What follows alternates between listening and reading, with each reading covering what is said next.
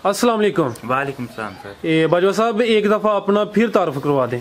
जी मेरा नाम सलमान बाजवा है जी, और इस टाइम आप खड़े हैं यहाँ पे गुना कलाम है, पसरूर रोड है ये, और सियालकोट ज़िला और तहसील सियालकोट, तहसील ज़िला सियालकोट है। इससे पहले आपके साथ एक वीडियो बनाई है, वो अपलोड भी कर दिया मैंने, तो उसमें आपने खरीदारी और फरोख्त के बारे में बताया था।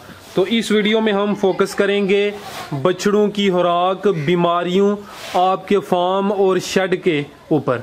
तो सबसे पहले मैं सर आपसे पूछूंगा, आप अपने जानवरों को रोजाना कौन कौन सी चीज़ खिलाते हैं और किस वक्त खिलाते हैं? हम जी इनको सुबह और शाम को तूड़ी और मंडा देते हैं। ठीक है, एक दफ़ा सुबह इनकी खुराक होती है, फीडिंग होती है, और एक दफ़ा शाम को फीडिंग होती है। 2 टाइम? हाँ जी, 2 टाइम दिन में। दोपहर को कुछ नहीं? दोपहर को कुछ नहीं। पानी साथ देते हैं हम इनको, दिन में 24 घंटों में 5 दफ़ा पानी पिलाते हैं इनको। ये पानी 1 बाय 1 दे रहे हैं? 1 बाय 1 दे रहे हैं। कुछ लोग होते हैं वो अपने जानवरों को इसी तरह खुला छोड़ते हैं, इनको खुला छोड़ना बेहतर है या बांध कर इनको पालना बेहतर है? दोनों चीज़ें अपनी अपनी जगह बेहतर हैं, लेकिन हर जगह का ये निज़ाम अलग होता है। जो हमारे पहले फ्लॉक थे हम उनको खुला भी छोड़ के चलाया है, और अब हम इनको बांध के रखे हुए। ये लहदा हर बंदे की जिससे सहूलत है वैसे वो करता है। आपने बताया कि आप इनको सुबह और शाम तूड़ी और वंडा खिलाते हैं, सब्ज चारा बिल्कुल नहीं खिला रहे? चारा बिल्कुल नहीं खिला रहे। रोजाना एक बछड़ा कितनी तूड़ी और कितना वंडा खा जाता है?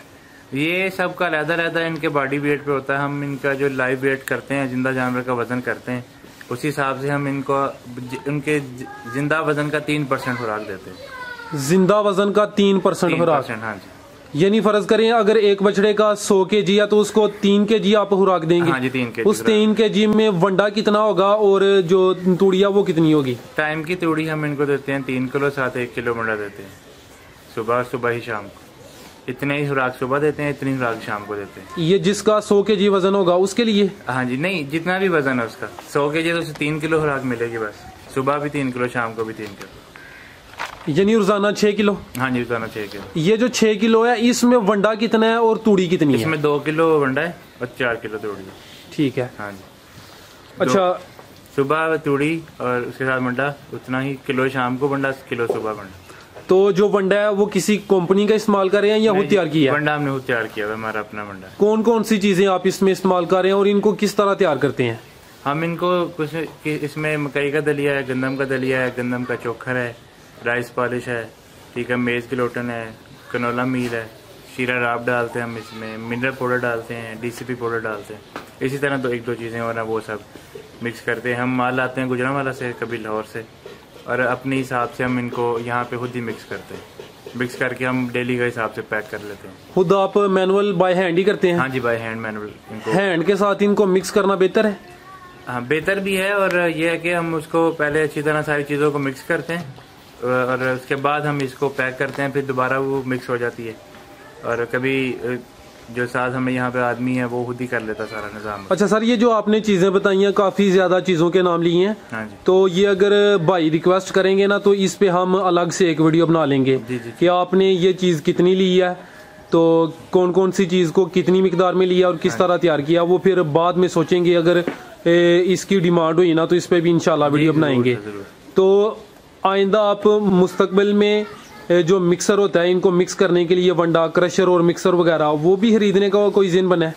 हाँ जी, उसका भी है कि ये है कि जब हम जानवर अपनी एक्सटेंड करेंगे इंशाल्लाह बहुत जल्द, हम जब जानवर अपने यहाँ से डबल करेंगे अब से, तब हम एक मिक्सर भी ले लेंगे। उसमें ये होता है कि हमारी लेबर बच जाती है, टाइम भी बच जाता है। वो जितनी भी चीज़ें हैं उनको हमने वजन करके बीच में डालना है, उसने मिक्स कर देना है, तो उससे लेबर भी बहुत ज़्यादा बचती है, टाइम भी बहुत ज़्यादा बचता है। तो हमारा इंशाल्लाह प्रोग्राम है एक मिक्सर जो है ना वो 500 kg तक का लेंगे। तो रोजाना एक जानवर पर कितना खर्चा आ रहा है? 120 रुपये ऑलमोस्ट एवरेज? हाँ जी। 120? 120। इसमें जो इनका वंडा और तूड़ी है उसका खर्चा शामिल है या जो मजदूरी है उसका खर्चा भी शामिल है? टोटल मजदूरी भी शामिल है, वंडा और तूड़ी भी शामिल है, जो यहाँ का बाकी फार्म का एक्सपेंस है डेरे का, वो भी सारा इसमें शामिल। तो सर रोजाना का एक बछड़ा कितना वजन गेन कर लेता है? ये हम एक फिक्स नंबर नहीं बता सकते, हर जानवर का एक अलग मेटाबॉलिज्म होता है, मैदे का निज़ाम है, जैसे जैसे वो करता है और नस्ल पे डिपेंड करता है। जी ठीक है। कुछ जानवर हैं मिनिमम यहाँ पे हमारे पास जो है वो 700 ग्राम तक वजन उठा रहे हैं, 700 ग्राम से ऊपर है, नीचे कोई नहीं। माशाल्लाह, यानी कि इनका जो वजन गेन करने की एवरेज है वो बेहतर है। हाँ जी अल्हम्दुलिल्लाह। फर्ज करें अगर कोई जानवर वजन कम गेन कर रहा है, उसकी क्या वजह है और आप उस जानवर का क्या करते हैं? हम उस जानवर का एक वजन करते हैं 1 वीक बाद, और अगर वो हमारे रिक्वायर्ड वेट पे उठा रहा है जितना हमें मतलूबा वजन चाहिए तो ठीक है, अगर नहीं उठा रहा तो फिर हम उसको टैग लगा के उसको परमानेंट कर लेते हैं। 1 हफ्ते बाद हम उसका दोबारा वजन करते हैं। अगर वो फिर भी नहीं उठा रहा तो फिर हमारे नुकसान में होता है, फिर हम उसको यहाँ पे लोकली सेल कर देते हैं। कभी यहाँ कसाई को दे दिया या किसी ने घर में 1-2 जानवर पालना हो तो हम उसको दे देते हैं। तो सर इसकी क्या वजह है? जो जानवर वजन गेन नहीं करते उसकी कोई वजह होगी ना? एक तो सर इनकी नस्ल का होता है, वो स्लो वजन गेन करते हैं। ये नहीं है कि कोई जानवर बिल्कुल ही नहीं करता, करते हैं लेकिन कम करते हैं।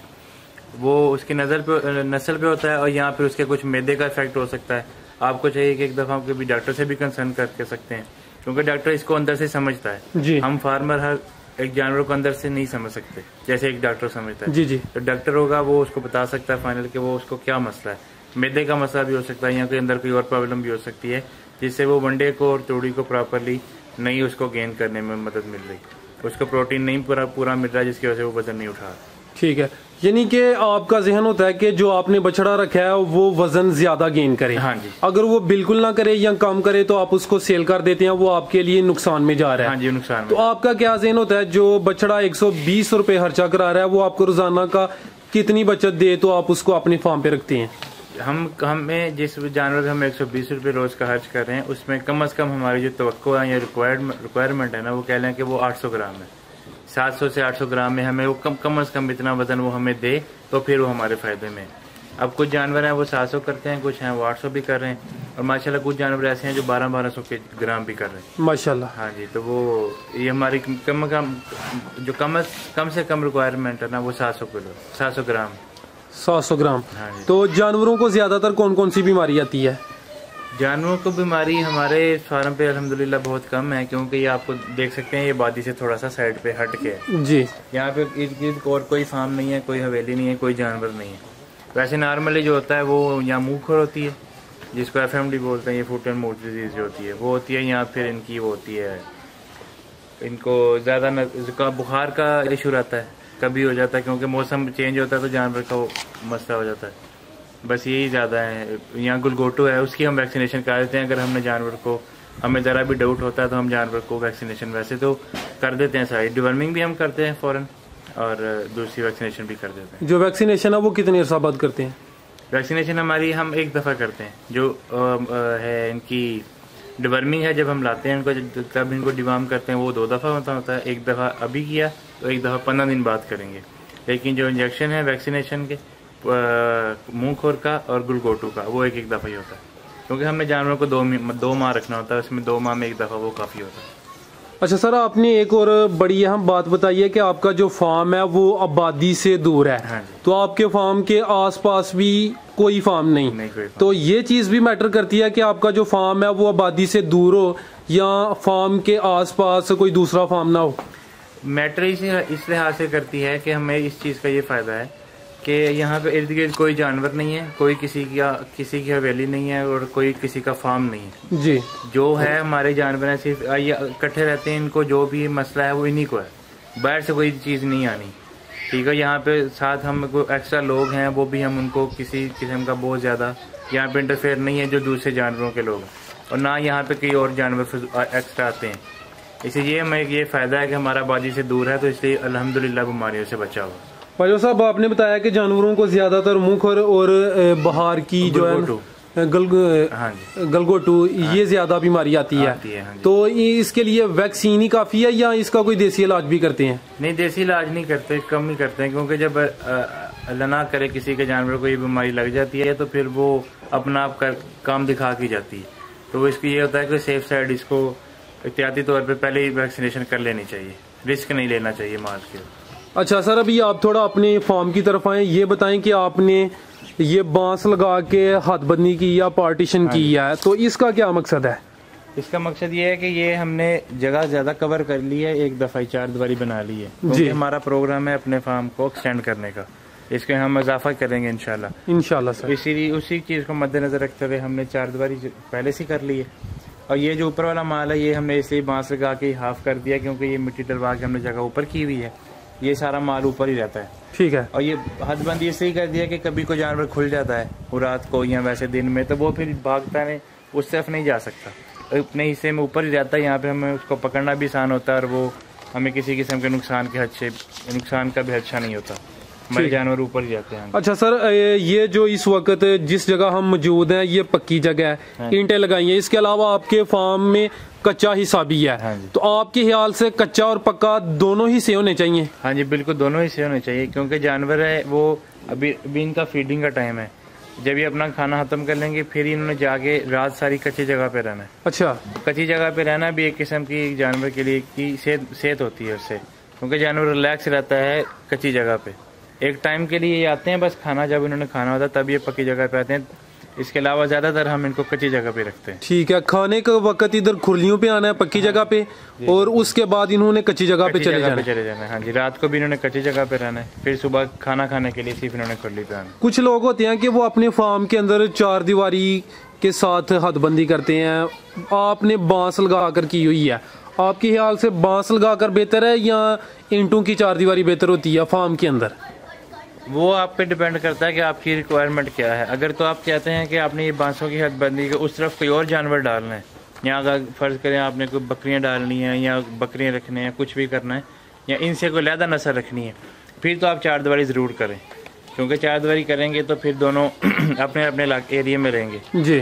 अगर आपने कोई और जानवर नहीं डालना अभी फ़िलहाल तो फिर आप बांसों से भी कर लें तो कोई मसला नहीं है, क्योंकि ये सिर्फ इनको बताने के लिए कि भाई आपका इतना इलाका है, वो उससे उस तरफ वो जाते ही नहीं है, क्योंकि ये जानवर बड़ा है, इसके लिए इसको फैलांग के जाना इतना आसान नहीं है।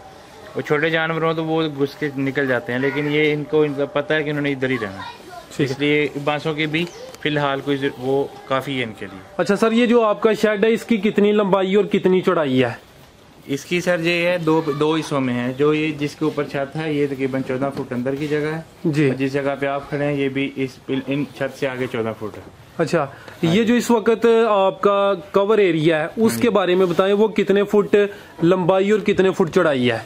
ये जो इसकी जो टोटल लंबाई है वो तकरीबन 160 फुट है। अच्छा, और जो चौड़ाई है वो 14 फुट है। तो इसके अंदर कितने बछड़े आ जाते हैं?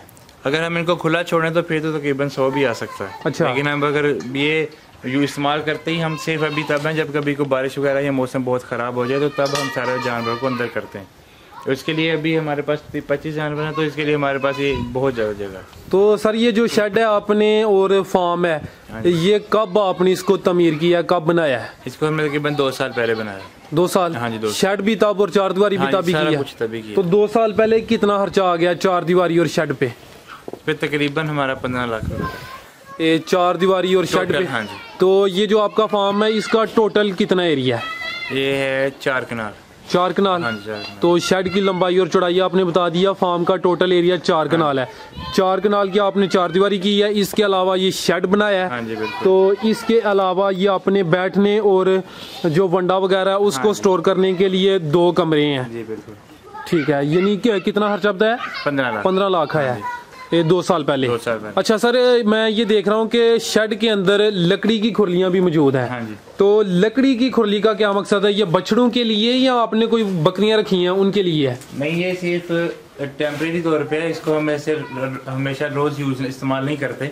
ये सिर्फ इसलिए अगर अभी सर्दियाँ आ रही हैं, मौसम ठंडा आ रहा है, अगर बारिश हो रही है बहुत ज्यादा बाहर, तो हम सारे जानवर तो हमारे बाहर नहीं खा सकते बारिश में, हम उनको अंदर बांध देते हैं। अच्छा। और उनका खाना हम उनको अंदर दे देते हैं।